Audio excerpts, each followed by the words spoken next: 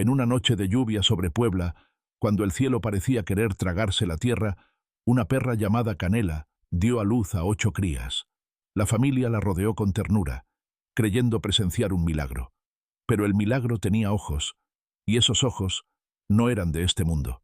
Algunos no lloraban, algunos no buscaban leche, y uno de ellos abrió los ojos antes del amanecer. Lo que miró a Ana esa noche no era un cachorro, era algo que ningún humano debería ver. Antes de comenzar, dime desde dónde estás viendo. Deja tu país en los comentarios y suscríbete, si crees que incluso los milagros pueden esconder un secreto que solo Dios comprende. La tormenta caía sobre Puebla con una furia que parecía venir del principio de los tiempos.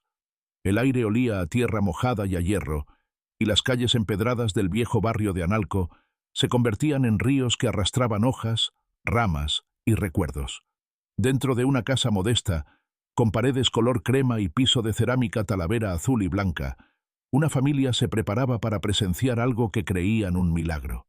Ana Morales, una mujer de 38 años, de cabello castaño oscuro recogido en una trenza y ojos cansados pero dulces, caminaba de un lado a otro con una toalla en las manos. Había trabajado durante años como enfermera en el Hospital de San José, y su instinto de cuidado nunca descansaba. Junto a ella estaba su esposo, José Luis Ramírez, un hombre de 42 años, alto, con hombros anchos y una barba mal recortada que le daba un aire rudo. Había sido mecánico desde adolescente, un hombre práctico que confiaba más en sus manos que en las palabras, aunque los años duros, especialmente la pérdida de su primer hijo, habían dejado en él una tristeza silenciosa que lo hacía más protector que antes. Esa noche, el sonido del trueno parecía mezclarse con los gemidos de Canela, la perra mestiza color miel que la familia había rescatado hacía 3 años. Tenía unos 6 años de edad, pelaje denso y oscuro en el lomo, ojos ámbar que parecían comprender más de lo que un animal debería. Era una perra noble, fuerte, con cicatrices apenas visibles en las patas traseras, marcas del tiempo en la calle, antes de encontrar refugio en aquella casa. Ahora, sobre una manta vieja extendida en el centro de la sala, Canela respiraba agitadamente, el vientre contrayéndose en oleadas, mientras Ana la acariciaba con ternura. «Tranquila, mi niña. Ya casi», susurró Ana, mientras José Luis preparaba un balde con agua tibia. A un lado, Diego, su hijo de 11 años, de cabello negro y mirada viva, observaba con los ojos muy abiertos. Su hermana menor, Valeria, de 8 años, se tapaba la boca con las manos, entre fascinada y asustada. La televisión, que antes murmuraba una telenovela, fue apagada. El único sonido era la lluvia, el viento y el jadeo profundo de Canela. Pasó una hora antes de que el primer cachorro naciera. Era pequeño, húmedo, y temblaba al contacto con el aire frío. Ana lo envolvió con un paño limpio, y Canela lo lamió con cuidado. Luego vino el segundo, el tercero, hasta que la manta se llenó de pequeñas formas que se retorcían y lloraban. Pero José Luis fue el primero en notar que algo no encajaba. «Ana, mira esto», dijo en voz baja, acercando la linterna. Algunas crías tenían el hocico más corto, la piel más oscura, el pelaje áspero, casi sin brillo, y uno de ellos no lloraba, solo movía la cabeza de un lado a otro, como si escuchara algo que los demás no podían oír. «Debe estar débil», intentó consolar Ana, pero el tono de su voz traicionaba una leve inquietud. Canela, por su parte, parecía inquieta. En lugar de descansar después del esfuerzo, empujó con el hocico a 3 de sus crías hacia una esquina de la manta, separándolas del resto. Gruñó cuando José Luis trató de acercarse, mostrando los dientes apenas, lo justo para advertir. La tormenta seguía rugiendo afuera, y la luz eléctrica parpadeaba. Los niños contaban en voz alta: 5, 6, 7, 8, sin notar que su madre había dejado de sonreír. El octavo cachorro no era como los otros. Su cuerpo era más alargado, las patas finas, y en lugar del llanto agudo típico, emitía un sonido breve, metálico, casi un silbido. Canela lo acercó a su pecho, pero el cachorro giró la cabeza y no buscó leche. Su pequeña nariz húmeda se dirigió hacia el plato con restos de carne que José Luis había dejado sobre la mesa. Valeria lo notó y soltó una risita nerviosa. «Mira, papá, parece que tiene hambre de verdad», dijo, sin comprender la inquietud que había cruzado el rostro de su madre. Los minutos pasaron. Ana limpiaba a Canela mientras José Luis anotaba la hora y el número de las crías, pero algo en el ambiente había cambiado. El olor del cuarto era distinto, más fuerte, más animal. Afuera, la tormenta comenzó a disminuir, pero el silencio que la siguió era aún más denso. De pronto, un destello de luz atravesó la ventana y las lámparas parpadearon. Ana miró hacia el suelo. La manta estaba manchada, y sobre el piso talavera se distinguían pequeñas huellas húmedas, 8 en total. Las siguió con la mirada. Se extendían hasta el umbral de la puerta del patio. «José Luis», susurró, «¿dejaste la puerta abierta?» El hombre negó con la cabeza. Se acercó lentamente. El viento entró de golpe agitando las cortinas. En ese instante, la bombilla del techo titiló una vez más y se apagó. Diego gritó. Ana alzó la linterna justo a tiempo para ver una figura diminuta, una de las crías, empapada, sobre el alféizar de la ventana. No se movía, solo los observaba. El haz de luz la alcanzó de lleno. Ana contuvo la respiración. Los ojos del pequeño ser reflejaron la linterna en un brillo vertical, no redondo como el de un perro, sino con una pupila rasgada, fina, de tono dorado. Durante un segundo, el silencio fue absoluto, y entonces la casa entera quedó a oscuras. La mañana siguiente amaneció gris y silenciosa, como si el cielo aún dudara en abrirse después del apagón. La lluvia había cesado, pero el aire en Puebla conservaba ese olor metálico a tormenta reciente. Dentro de la casa, Ana se movía con paso lento, con la misma cautela de quien teme despertar a algo que no comprende del todo. El reloj marcaba las 7:30 cuando dejó un plato con pan y café en la mesa, sin apetito alguno. Canela seguía en el mismo rincón, acurrucada alrededor de sus 8 crías, los ojos ámbar fijos, vigilantes. Su pelaje estaba pegajoso, y en su respiración había una tensión difícil de ignorar. José Luis se rascaba la barba sin afeitar, mirando en silencio desde la puerta. Parecía más viejo de lo habitual, con ojeras profundas, y una expresión que mezclaba cansancio y duda. Valeria se asomó tímida, aún en pijama, abrazando su muñeca de trapo. «Mamá, ¿siguen ahí los bebés?», preguntó con voz suave. Ana asintió y la atrajo hacia sí. «Sí, mi amor, pero no te acerques todavía. Canela necesita descansar». Sin embargo, el descanso era lo último que aquella perra conocía. Apenas Ana dio un paso hacia la cocina, Canela se levantó de golpe, gruñendo, el lomo erizado. Una de las crías, la más oscura, había emitido un silbido agudo, seco, tan corto que casi parecía venir del aire. Ana dejó caer la taza que sostenía. El sonido del cristal al romperse fue el punto de quiebre. «Esto no puede seguir así», dijo José Luis, con voz baja pero firme. «Llamaremos a un veterinario». 2 horas después, un coche blanco se detuvo frente a la casa. Del vehículo descendió el doctor Carlos Herrera, un hombre de unos 47 años, delgado, con cabello entrecano peinado hacia atrás y unas gafas que no lograban ocultar la dureza en su mirada. Llevaba un maletín negro y una chaqueta impermeable que todavía goteaba agua. Había trabajado 20 años en clínicas rurales y su rostro curtido mostraba que había visto cosas difíciles, animales heridos, partos fallidos, enfermedades que la ciencia apenas podía explicar. Pero al entrar en la sala de los Morales, algo en su expresión cambió. «¿Dónde está la madre?», preguntó. «Allí, doctor», respondió Ana, señalando el rincón. Canela no se movió. Su cuerpo temblaba ligeramente, pero no de miedo, sino de una vigilancia feroz. Carlos se agachó, con movimientos medidos, y abrió el maletín. El olor a desinfectante llenó el aire. Uno a uno, fue examinando a los pequeños. José Luis, inquieto, sostenía una libreta y anotaba las observaciones, mientras Ana trataba de mantener a los niños lejos. «Sus ojos tienen un reflejo inusual», murmuró Carlos, apuntando con una linterna. «No es típico en perros recién nacidos.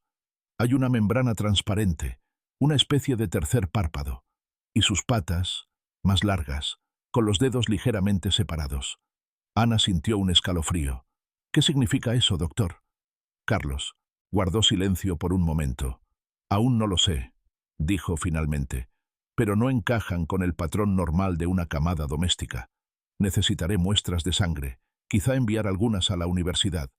Mientras hablaba, uno de los cachorros emitió un sonido extraño, una especie de eco agudo que rebotó en las paredes. Valeria, desde la puerta, exclamó sin pensar. Dijo mi nombre. Me llamó Valeria. Carlos se giró bruscamente, sorprendido. José Luis se quedó inmóvil. Ana abrazó a su hija, pero en el aire se notaba una tensión helada. El veterinario acercó el estetoscopio al pequeño ser, que seguía inmóvil, los ojos entrecerrados, como si escuchara algo que ellos no oían. No puede hablar, dijo, intentando calmar a todos. Solo imita el sonido. Es coincidencia, o instinto auditivo. Pero su voz no sonaba convencida. Terminó la revisión en silencio. Canela no apartó la mirada ni un segundo. Cuando el doctor se incorporó, ella se levantó también, interponiéndose entre él y las crías, el hocico húmedo y los colmillos apenas asomando. Tranquila, chica, susurró Carlos. Nadie va a hacerles daño. Ana puso una mano sobre su hombro. Ella nunca se comportó así, ni siquiera cuando estaba enferma. Carlos asintió lentamente. No es agresión, dijo. Es instinto, pero está olfateando algo que nosotros no podemos. El médico guardó las muestras en su maletín y escribió una nota. Aislar, evitar visitas, mantener observación constante. Antes de irse, miró de nuevo a Ana. No dejen que nadie del barrio se acerque. Y, si puede, no los saque de este cuarto. Podría ser una mutación, o algo que aún no entendemos. Ana lo acompañó hasta la puerta. Fuera, la lluvia empezaba a caer otra vez, fina, persistente. En la esquina, una vecina, doña Carmen, una mujer viuda de unos 60 años, piel morena y cabello recogido bajo un pañuelo floral, observaba con curiosidad. Tenía fama de ser chismosa, pero también supersticiosa. Cuando vio al veterinario marcharse, murmuró: «En este barrio nunca se vio cosa parecida». Esa noche, el miedo volvió a instalarse. José Luis apenas cenó, y los niños dormían en la misma cama. Ana se sentó en la penumbra, observando a Canela. La perra, agotada, lamía con insistencia a 3 de sus crías, las mismas que había apartado la noche anterior. Lo hacía con una urgencia casi desesperada, como si quisiera borrar un olor, una huella. En el silencio roto solo por el goteo del tejado, Ana creyó escuchar de nuevo aquel silbido agudo, lejano, repitiéndose más de una vez. Miró hacia el rincón, pero las sombras ya habían cubierto todo. Las nubes seguían bajas sobre Puebla, dejando una luz opaca que teñía las calles de gris. El viento arrastraba polvo y olor a drenaje, y los murmullos del vecindario se habían vuelto más insistentes. En el barrio de Analco, donde las casas estaban tan juntas que las conversaciones viajaban de pared a pared, bastaba un ruido para volverse noticia. Ahora todos hablaban de la familia Morales.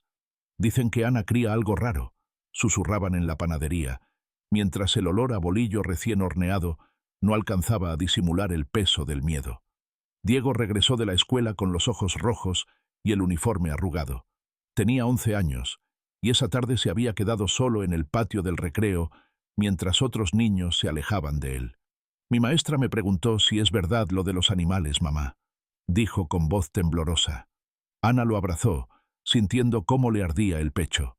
Valeria, la más pequeña, lo miraba desde la escalera, sin entender por qué su hermano no quería jugar. José Luis se sentó en el sofá, con la mirada fija en el suelo. Desde hacía días dormía mal. La carne que había empezado a darles a las crías desaparecía con rapidez, y Canela comía menos, como si quisiera reservar todo para sus hijos. Esa noche, el aire dentro de la casa era pesado. Los sonidos extraños se habían vuelto parte del silencio. Desde el rincón donde Canela descansaba, se escuchaba una especie de canto bajo, un silbido coral, repetitivo, que hacía vibrar las ventanas. José Luis bajó las luces y trató de no escuchar, pero los bombillos titilaban al ritmo de aquellos sonidos. Ana, con el teléfono en la mano, marcó el número del doctor Carlos Herrera. El veterinario respondió con voz tensa. «Ana, he recibido los primeros resultados.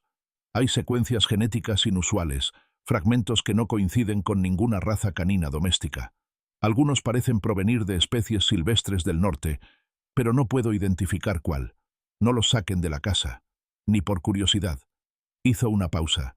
Y, por favor, no los alimenten con más carne cruda. Podría despertarles algo. Ana colgó, temblando. No quiso repetir las palabras exactas a José Luis. Solo dijo, que no salgamos, que los cuidemos. José Luis bufó. ¿Cuidarlos? ¿Hasta cuándo? Su voz sonó rota, entre la rabia y el miedo. No podemos seguir escondiendo esto. Si los vecinos llaman a las autoridades, nos los quitarán igual. Ana bajó la mirada. Si los separan de Canela, ella no sobrevivirá. Lo sabes. En ese instante, un golpe seco resonó en el patio. José Luis corrió hacia la puerta y encontró el plato de metal en el suelo, volcado. Una de las crías, una más grande, con pelaje negro azulado y una línea de manchas sobre el lomo, se movía entre las sombras con una agilidad imposible para su edad. La criatura saltó sobre una silla, cayó sin ruido, y sus ojos reflejaron la luz con un brillo dorado. Canela apareció detrás, jadeando, intentando controlarla, con suaves mordidas. José Luis se detuvo, helado. Aquello no era un cachorro, era algo que aprendía a moverse como depredador. Al día siguiente, el rumor creció. Don Chucho, el carnicero del barrio, un hombre de casi 50 años, grueso, con bigote canoso y voz de trueno, detuvo a José Luis frente a la tienda. «Compadre, te lo digo por bien», dijo con tono grave. «Si esos animales son lo que dicen, llama al Centro de Protección Animal. No querrás problemas». Era un hombre brusco, acostumbrado a las pérdidas. Había perdido a su hijo mayor en un accidente de trabajo, y desde entonces desconfiaba de cualquier cosa que no pudiera controlar. Su mirada se ablandó un segundo. «Cuídalos si quieres, pero no pongas en riesgo a los tuyos». José Luis no respondió. Volvió a casa con la carne envuelta en papel, pero esa noche la escondió en el garaje. No quería que Ana lo viera alimentar a las criaturas. En el interior, Canela vigilaba sin descanso. Ana notó que 3 de los cachorros dormían separados, formando un semicírculo junto a la pared, mientras los demás se mantenían cerca de ella. Parecía haber una jerarquía silenciosa, una forma de organización que no era natural en animales tan pequeños. A medianoche, Ana oyó pasos en el pasillo. Pensó que era José Luis, pero cuando se levantó, lo encontró dormido en la sala. Los pasos venían del cuarto de las crías. Al abrir la puerta, las lámparas parpadearon. Los 8 estaban despiertos, inmóviles, mirando hacia la misma dirección, la ventana. Fuera, en la calle, se oían murmullos. Sombras de vecinos curiosos se proyectaban en la pared, y alguien murmuró: «Huelen raro, como fieras del monte». Ana cerró las cortinas, el corazón acelerado. Dentro, los silbidos volvieron, más fuertes. Canela se levantó, el lomo erizado, los ojos brillando como brasas. Valeria se despertó llorando, y Diego corrió a abrazarla. José Luis se quedó de pie en medio del pasillo, con el rostro pálido. «Ana, si los oyes desde fuera, ya no estamos seguros». Pero Ana, mirando a Canela que rodeaba a sus crías con el cuerpo, comprendió que separarlas sería peor. Lo que vivía allí dentro ya no era solo miedo. Era un vínculo, un secreto que latía en la oscuridad. Cerraron todas las ventanas. Y aún así, en la madrugada, el eco de los silbidos se filtró a través de los muros, deslizándose entre las casas del barrio como un rumor vivo. El amanecer sobre Puebla era una mezcla de humo y neblina. Desde la ventana del comedor, Ana observaba cómo el sol trataba de abrirse paso entre las nubes grises. La noche anterior había sido la más larga de su vida. Los ruidos, los silbidos, la tensión. Canela apenas se había movido de su rincón, con el cuerpo cubriendo a sus crías como una fortaleza viva.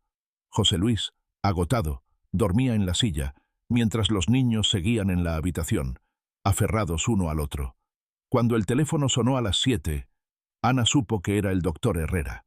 Carlos habló con voz grave. Los resultados llegaron. El ADN mitocondrial es canino, sí, pero hay fragmentos en el núcleo que no coinciden con ninguna especie doméstica. No puedo decirte qué son, pero no son completamente perros.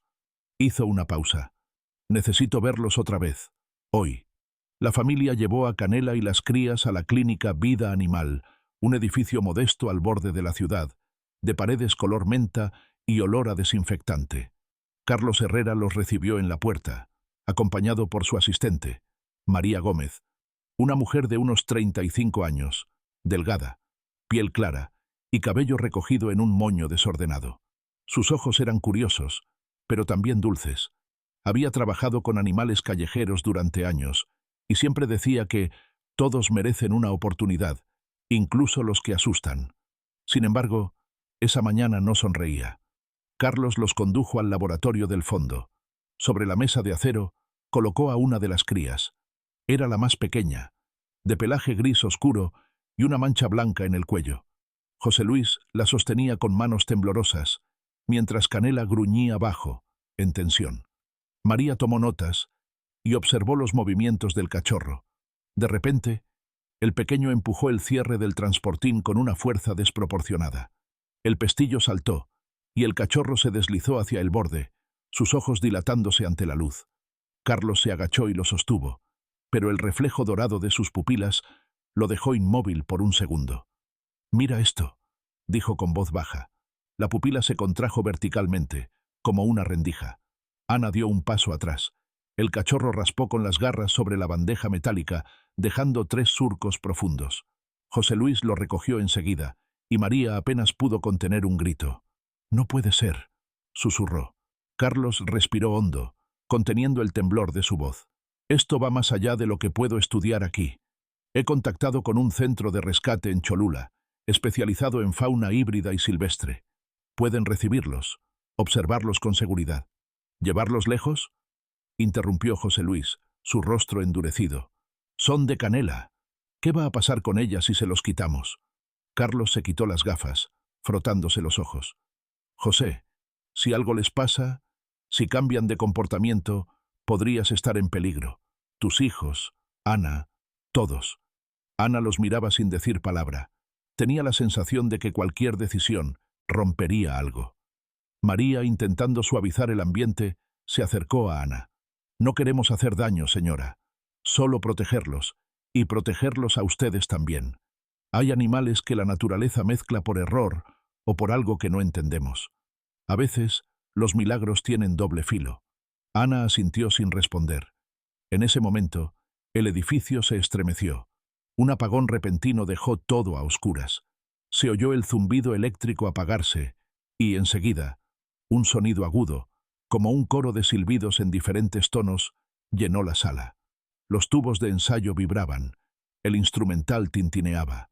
Carlos gritó: «¡No se muevan!», pero el aire parecía cargarse de electricidad. Canela ladró una sola vez, un ladrido grave y seco, y corrió hacia sus crías. Las cubrió con su cuerpo, los pelos del lomo erizados, los ojos ardiendo en reflejos dorados. Las crías respondieron, no con miedo, sino con una especie de armonía sonora. El sonido se expandió, ondulando como una frecuencia que hacía temblar el metal. María cayó de rodillas, tapándose los oídos. Ana sujetó a José Luis, que trataba de acercarse. Carlos observó, paralizado, mientras las luces de emergencia parpadeaban en rojo. El coro duró apenas unos segundos, pero al cesar, el silencio fue insoportable. Cuando la electricidad volvió, los tubos de ensayo estaban rotos, y las marcas de las garras seguían humeando en la bandeja. Canela lamía a sus crías con cuidado, una a una, como si nada hubiera pasado. Carlos se acercó despacio, todavía con el corazón acelerado. «Esto no puede seguir así. Necesito trasladarlos hoy. No hay otra opción». Ana negó, con lágrimas en los ojos. «Si se los llevan, ella morirá». José Luis miró a su esposa. «¿Y si los dejamos, qué nos pasará a nosotros?». El silencio volvió a llenar la habitación. En ese instante, Canela levantó la cabeza. Sus ojos se cruzaron con los de Ana. No había agresión en su mirada, solo una súplica muda, algo profundo y maternal. Ana lo comprendió sin palabras. Entre la razón y el instinto, entre la ciencia y la fe, había una línea que no quería cruzar. Carlos bajó la mirada, vencido. «Les daré 24 horas», dijo finalmente. «Después, deberé informar al centro». Ana abrazó a Canela con fuerza. Sabía que, pasara lo que pasara, el lazo entre ellas ya no era humano ni animal, sino algo más antiguo. La mañana siguiente amaneció con un silencio inusual sobre Puebla. Después de la noche en la clínica, Ana no había dormido. En el comedor, los restos del café frío yacían sobre la mesa junto a una libreta donde había garabateado las palabras 24 horas. El doctor Herrera llegaría al mediodía para saber su decisión. José Luis, con la barba más crecida y los ojos hundidos, fumaba en el patio, mirando al horizonte con una mezcla de rabia y resignación. Los niños seguían dormidos en la habitación, y solo Canela permanecía despierta, vigilante junto a sus 8 crías.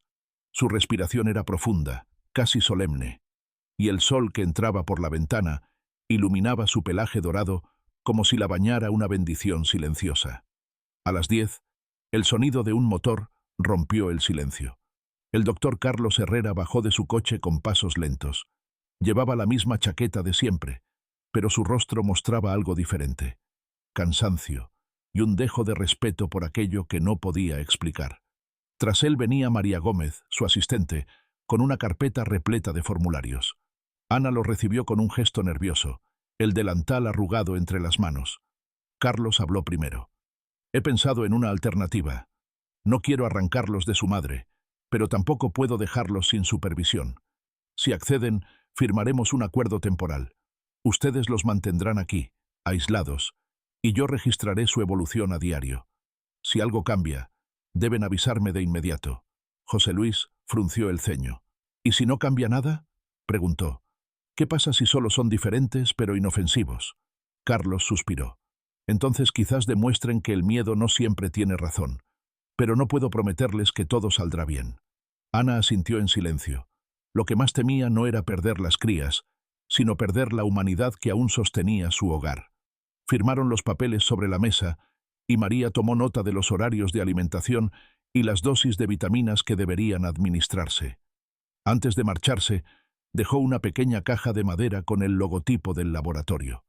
Aquí hay un monitor de frecuencia y un sensor de temperatura, explicó con tono sereno. No es para vigilarlos, sino para entenderlos. A veces, comprender también es una forma de cuidar. Esa tarde, Ana limpió el rincón donde descansaba Canela y colocó una malla metálica alrededor. No era una jaula, sino una barrera simbólica, como si quisiera recordar al destino que todavía existían límites. Los niños ayudaron en silencio. Diego, más maduro después de tantas noches de miedo, se encargó de cambiar el agua. Valeria, con sus trenzas despeinadas y los ojos grandes, acariciaba a los cachorros sin temor. Uno de ellos, el de pelaje gris con la mancha blanca en el cuello, se acercó a ella y apoyó la cabeza en su rodilla. Ana lo observó desde lejos. Por primera vez, no sintió inquietud, sino ternura. Al caer la tarde, alguien llamó a la puerta. Era doña Carmen, la vecina, viuda del pañuelo floral.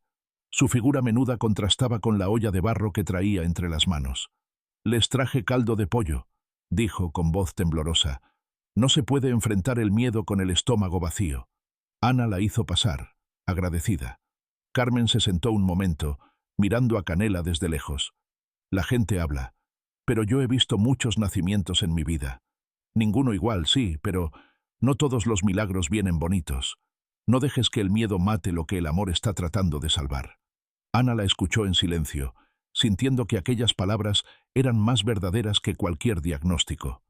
Cuando la vecina se marchó, el olor del caldo llenó la casa. José Luis y los niños comieron juntos por primera vez en días. Canela, en su rincón, movía la cola suavemente. La noche cayó con una calma distinta.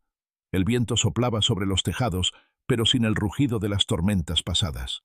En el interior, las luces se mantuvieron estables. Los 8 cachorros se acomodaron formando un círculo perfecto alrededor de su madre. El sonido agudo que antes era un silbido discordante se volvió más suave, casi musical, una vibración armónica que hacía temblar apenas las lámparas, como si la casa respirara al mismo ritmo que ellos. Carlos, desde su auto estacionado frente a la casa, tomaba notas en su libreta. A través del parabrisas, observaba las sombras moverse dentro. María le ofreció una taza de café de un termo. «¿Cree que sobrevivirán?», preguntó en voz baja. Sí, respondió él, pero no sé si los humanos lo harán igual. A medianoche, Ana se levantó para revisar a Canela. La encontró despierta, con la cabeza erguida, mirando hacia la ventana. La luna iluminaba el suelo, y el reflejo en los ojos de la perra parecía humano. Ana se arrodilló junto a ella. «Todo va a estar bien, ¿verdad?», susurró. Canela movió la cola una vez, despacio. Detrás de ellas, Valeria, medio dormida, murmuró: «No importa lo que sean, siguen siendo los bebés de Canela».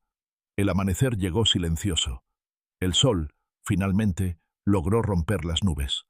Los rayos dorados entraron por la ventana, tocando el pelaje de Canela y los cuerpos diminutos que respiraban en paz. Ana sonrió, por primera vez sin miedo. Afuera, Carlos cerró su cuaderno y dijo despacio: «Y también son nuestra responsabilidad». La cámara invisible del destino parecía detenerse allí, sobre aquel hogar sencillo, donde la ciencia y la fe, el miedo y la ternura, habían firmado un pacto temporal. Nadie sabía qué eran esas criaturas, ni qué traerían al futuro, pero en ese instante, la luz de Puebla brilló limpia, como si el cielo mismo otorgara su bendición a lo desconocido. A veces los milagros no llegan con alas ni con luz, sino con miedo, duda y pruebas que desafían nuestra fe. Lo que sucedió en esa pequeña casa de Puebla no fue un error de la naturaleza, sino una lección divina. Dios a veces nos pide amar incluso aquello que no entendemos. Canela, Ana y su familia eligieron el amor sobre el temor, y en ese acto descubrieron la presencia silenciosa del Creador en lo cotidiano, en el calor de un hogar, en los ojos de un animal, en la fuerza de la esperanza. Si tú también crees que los milagros existen y que el amor de Dios se esconde en los lugares más inesperados, comparte esta historia. Déjame en los comentarios desde qué país nos ves, y escribe: «Señor, dame fe para amar sin miedo». No olvides suscribirte, dejar tu me gusta y pedir hoy una oración por todas las criaturas, humanas o animales, que solo necesitan ser vistas con los ojos de Dios.